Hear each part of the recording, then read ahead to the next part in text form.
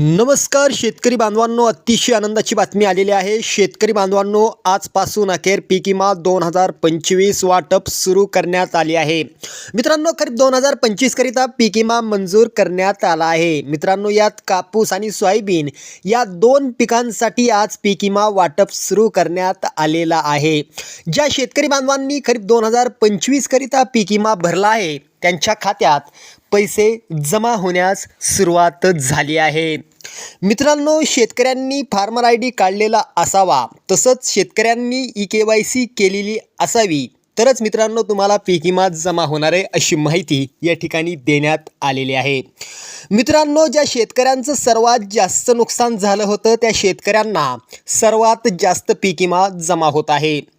जसे की कुणाला 32,000 रुपये, तर कुणाला 22,000 रुपये, तर कुणाला 16,000 रुपये, तर कुणाला 12,000, तर कुणाला 8,000 अशा प्रकारे रक्कम शेतकऱ्यांच्या खात्यावर जमा होत आहे।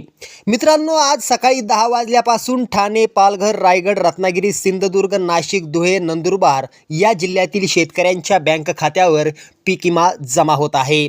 तसंच आज सकाळी 11 वाजल्यापासून जळगाव, अहिल्यानगर, पुणे, सातारा, सांगली, सोलापूर या जिल्ह्यातील शेतकऱ्यांच्या बँक खात्यावर पीक विमा जमा होत आहे। तसंच आज सकाळी 11:30 वाजता कोल्हापूर, छत्रपती संभाजीनगर, जालना, बीड, हिंगोली, नांदेड आणि धाराशिव या जिल्ह्यातील शेतकऱ्यांच्या बँक खात्यात पीक विमा जमा होत आहे। तसंच मित्रांनो, आज दुपारी 12 वाजल्यापासून लातूर, अमरावती, अकोला, परभणी, नाशिक, बुलढाणा, यवतमाळ, नागपूर या जिल्ह्यातील शेतकऱ्यांच्या खात्यावर पीक विमा जमा होत आहे। तसंच मित्रांनो, आज 12:25 वर्धा, भंडारा, गोंदिया, चंद्रपूर आणि गडचिरोली या जिल्ह्यातील शेतकऱ्यांच्या बँक खात्यावर पीक विमा जमा होत आहे। मित्रांनो, असेच व्हिडिओ पाहण्यासाठी आपल्या MT All TVला शेअर करा। धन्यवाद। जय महाराष्ट्र।